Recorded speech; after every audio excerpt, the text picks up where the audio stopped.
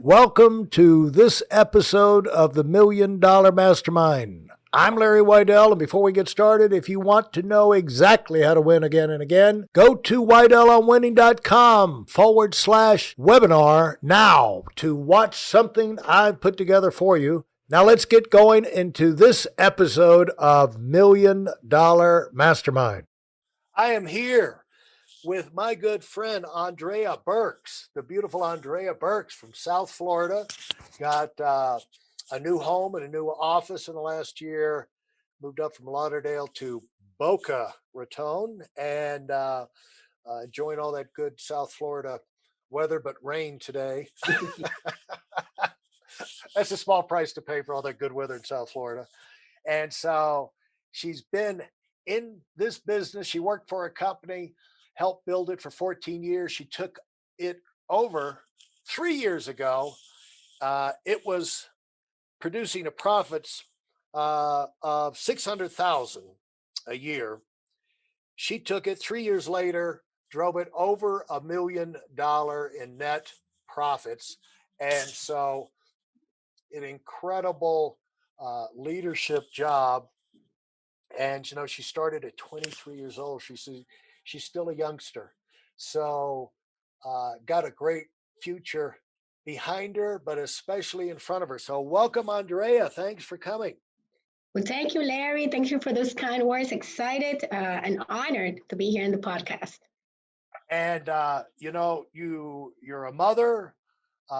You're a leader of an organization, your own business that's in 6 states, 20 locations. You're earning over 7 figures. And so you've got quite a head of steam and quite a track record of accomplishment. And that's why I wanted to have you on, Andrea, because I think you've got a unique point of view to send the message that the ladies out there have a lot to offer. Don't even think about holding back. Are you good enough to do this, that, or the other? Because ladies are doing it all over the country, and all ages, all businesses. And you can actually be in a leadership position of a bunch of old men. And, people you think, oh, that guy's as old as my father, but I'm his boss.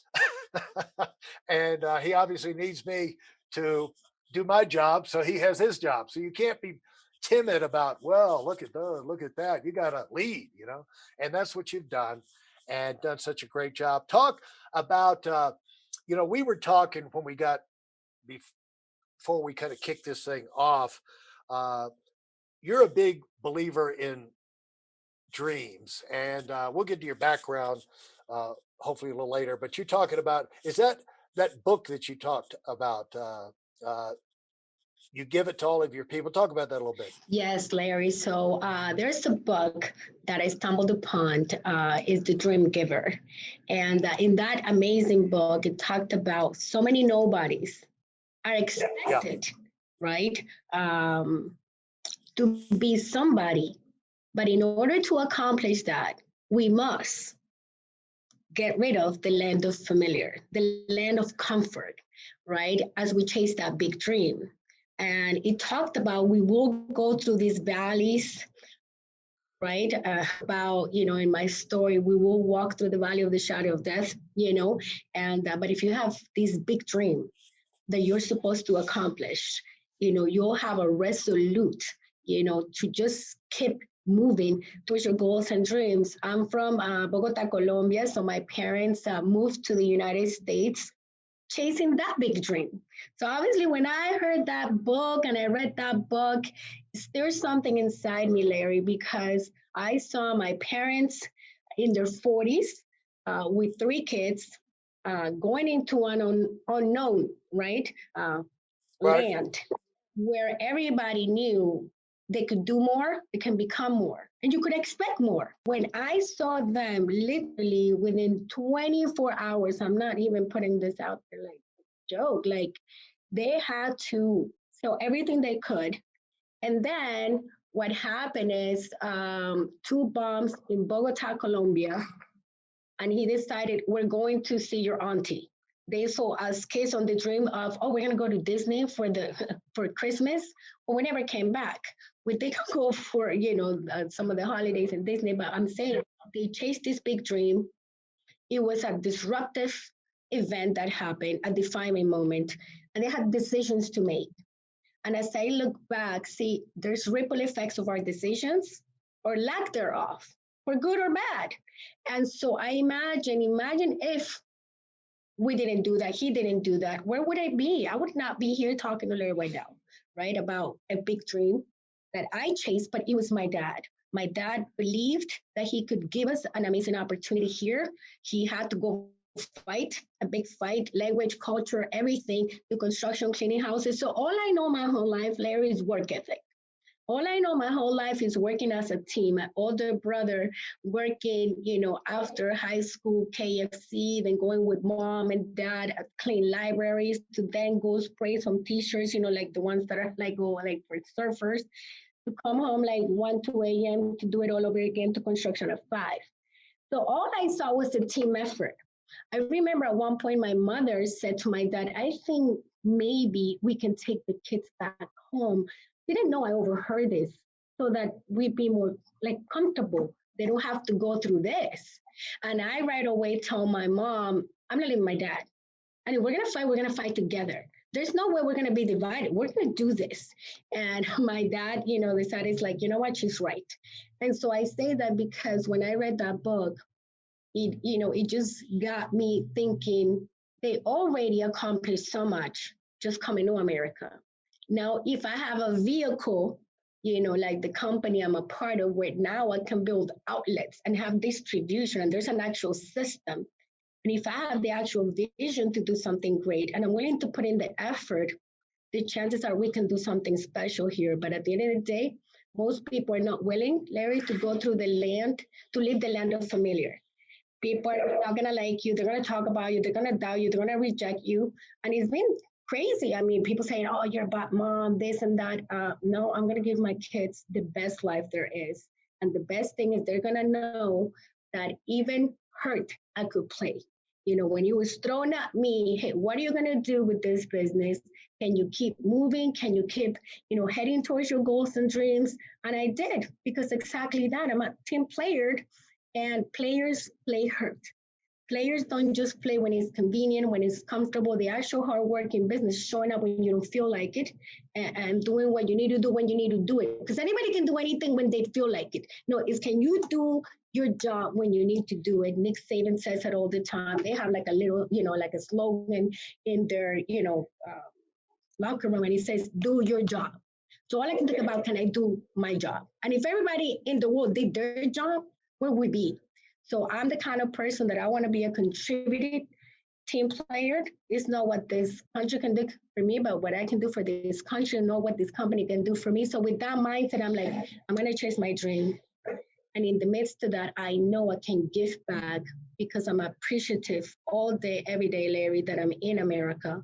Because the truth is, there was no way, that I could have a business, because there's two ways you can own a business. You either buy it, you own it, turnkey operation. I didn't have millions back home here. And so you build it with your sweat equity. And so at that point, my family has so much to instill in me. So if there's any, parents hearing this, like, your work ethic is the best thing you can live your kids. You pursuing something with passion, going from a job to somebody with a purpose, with a mission. They showed me that. And I like to think that that's something I want people to see anytime they think of me, that I'm going to be in a mission, and that they can count on me, that I'm committed to my commitments. Nobody will ever doubt in my team that they can count on me. That even in the worst situations, I'm going to be there, and I'm going to get the job done. And Andrea, here we have a young lady uh, running a business from Colombia and down in Boca Raton, and she's quoting Nick Saban, the football coach. We got to read the books. We've got to read Yeah. biographies of people that have done great things. You know, that just proves the point, that was the greatest things that I learned early on, is that great ideas don't care who use them, you know. And you can work hard. You're going to be 50% of the people. You know, you're going to be 50% of the people if you work hard.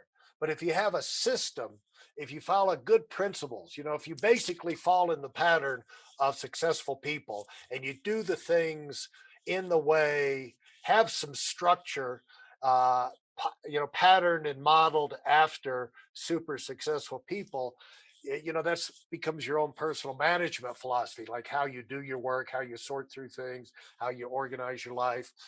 That gives you another 40% of people that you beat.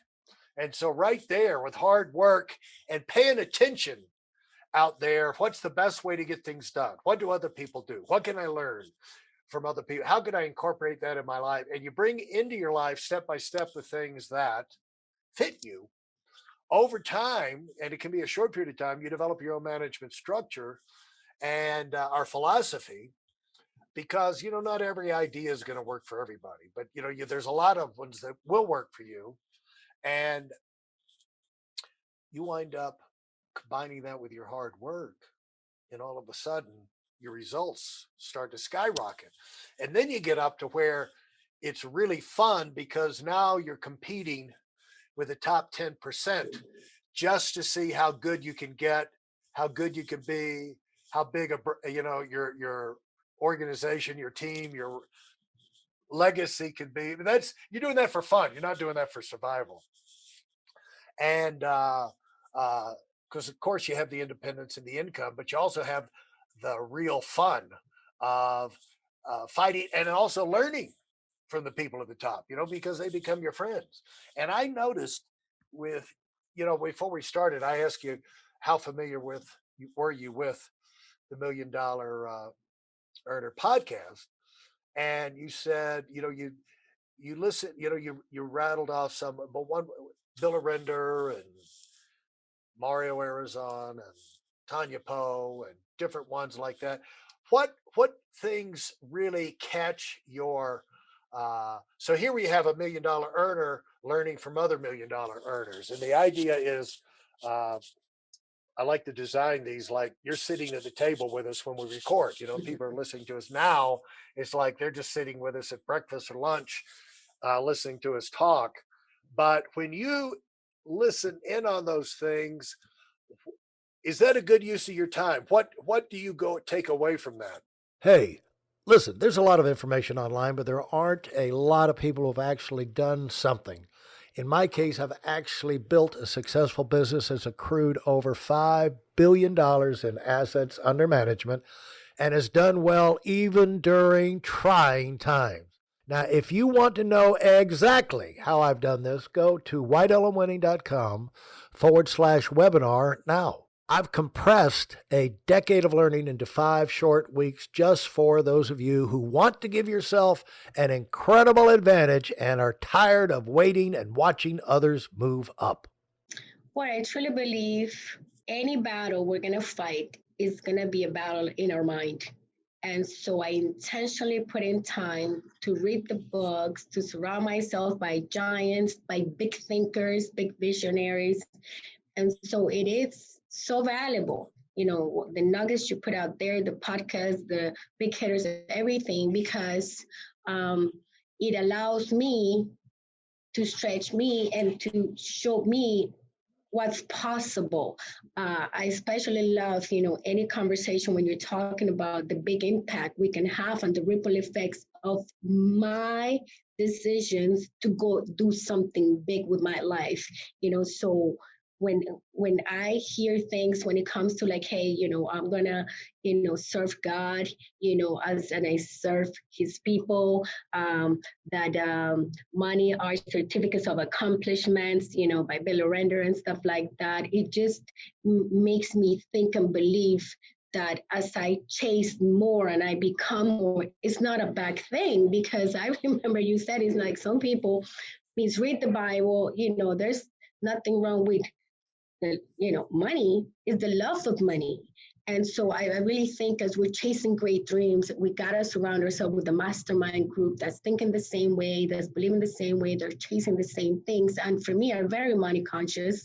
I came into this business knowing it was a mathematical formula, and it helped me understand that if I did certain things, and if I work the system a certain way, that the compensation will be there. And I think it's so great for me to hear over and over again that no, I'm not working in vain. I'm not working in vain. I'm not working in vain. Even though this is the closest to the words American business, Patton said, it's like we got show up every day excited because we're not working in vain as a byproduct of surrounding myself with all the giants, right? And all the leaders. I feel like I can conquer any battle. Like I can say things that I know you have said, and it just gives me the courage to keep moving because it's like you guys have already paved the way. So yeah, it is invaluable work. We say an inheritance. I don't know who said it, but they say an inheritance is what you leave somebody, our kids, our net worth, Right. income. But a legacy is what you can live inside somebody. And truly, if you cut me open, I mean, you'll see so many great things from so many people I have learned along the way. Lessons learned, changes made, adjustments done. Can't be in a slump for too long. That you need to recalibrate and figure it out. And so, as I went through situations, I just understood. I just gotta find the people, and especially one of the days that we were in Mar-a-Lago with you, I remember you mentioned it's like as women, sometimes, we don't want to delegate things. We want to be so perfectionist in our approach. And as you talk, sometimes we talk and we're talking to somebody in particular, Right. Yeah. and you're like, oh, if I were to talk to the women in this company, they'll get farther along. And you talk to me because as a, stay-home mom that I was coming back into, moving this company forward, I was hearing from you. If I want to be a CEO of this business, I got to act like a CEO. And CEOs don't pick up kids. I mean, and people right now, I'd be like, why is she talking about? Yeah, no, CEOs in this business don't pick up kids. And it's like, well, that's my kid, right? No, so for a period of time, I had to put things in place, get a full-time nanny, obviously, put things in place, full-time office, man, everything so it could free me up to do the right things, which was recruit talent to get my team to the next level, to get the environment going. So I thank you because we don't think that those meetings are so valuable, but they are. And I was hearing you, and that was everything because I just couldn't be everywhere. I needed to be where the business needed me so I could move it forward. Right. And we got to make sure we don't go overboard with Larry becoming the advisor for all the women, how they can be successful. I could get in trouble in a minute like that. But uh, so, uh, so I got away with that one. But the thing is like this, of course, you want to, if you want to go pick up your kids, sometimes you go pick up your kids, but you don't want to be in a Yeah. situation where you have to pick up the kids. You have to cut the grass. You have to do the laundry. You have to fold everything. You want to have options in your life. Yes. And if you spend, this is one of the things we used to say way back in the beginning of time. If you spend your time on minimum wage.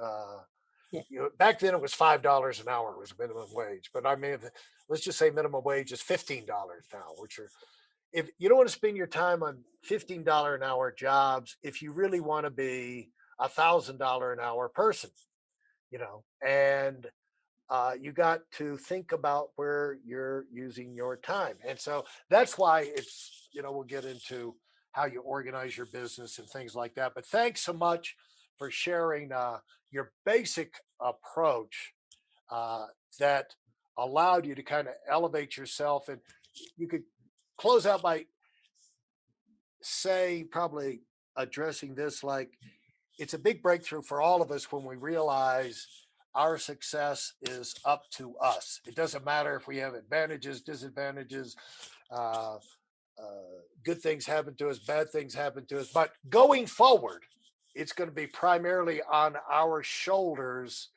to make good things happen. And you had that, you saw that with your father. and your mother early on, and so that light bulb had to go on pretty early for you once you left home and started out on your own. Did you never had any thought of I'm just going to continue to stay with mom and dad, right? Uh, Live at home. No. So when did that come? When did that thought come to you? When do you really realize if anything's good happen to me, it's great what my parents have done, and I'm here in America, but so what? I gotta dig in myself. Well, I truly think, I mean, I listened to him and, he asked me to make money, save money. I got my own condo early on by the time I was 21 years old. So I was truly living by myself. And I remembered, as I stumbled upon this amazing opportunity, you got this thing telling you, oh, it's commissions. And some people's like, can you live like that? I'm like, yeah, it's unlimited, So it's like some people have these limiting beliefs. And I think it's like because they have poor work ethic. I know my work ethic. And if I could do great things with this company part-time, imagine if I could go full-time. So the defining moment, Larry, happened when my dad ended up with a stroke in the hospital. He's alive today, to this day. But then my boss of 3 years didn't let me go see my dad. So I literally fired him, quit my job, and said, you know what? I'm going to bet on me. See, at some point, you got to bet on you. You got to believe in you. Nobody's going to believe in you before you do. So, it's kind of that mindset, and you're rooted in what you've been reading and what you've been talking about with people that are like-minded like you. So early on, there was that defining moment. I'm like, there's no way I'm going to get another job to just get by, to survive for somebody that doesn't really care about my life. Right. And the light bulb went on in there. It's like, no, I got to go chase something big. And it's here. It's here in a company where I can build outlets, where I can be an overrider and an owner, and how much greater of an opportunity that we actually have a great mission and a crusade. So yeah, Yeah. Bible went in there. Yeah. And when you have those breakthroughs, it allows you to make good choices because everybody's going to have a variety of things that appeals to them. But look for the thing that's going to give you the most freedom. It's going to allow you to move up to where you can have the biggest income, most flexibility, and most enjoyment. Take advantage of your, skills, things you like to do, and the kind of people you like to be with. So, but no matter where you are, it's going to come down to you. Employee, it doesn't matter. Commission, salary, it doesn't matter. You still got to perform, and you still got to have initiative and drive and things like that to elevate yourself and to make yourself stand out. So thank you very much. Great conversation, and look forward to having you back again, Andrea. My pleasure, Larry. Talk to you soon.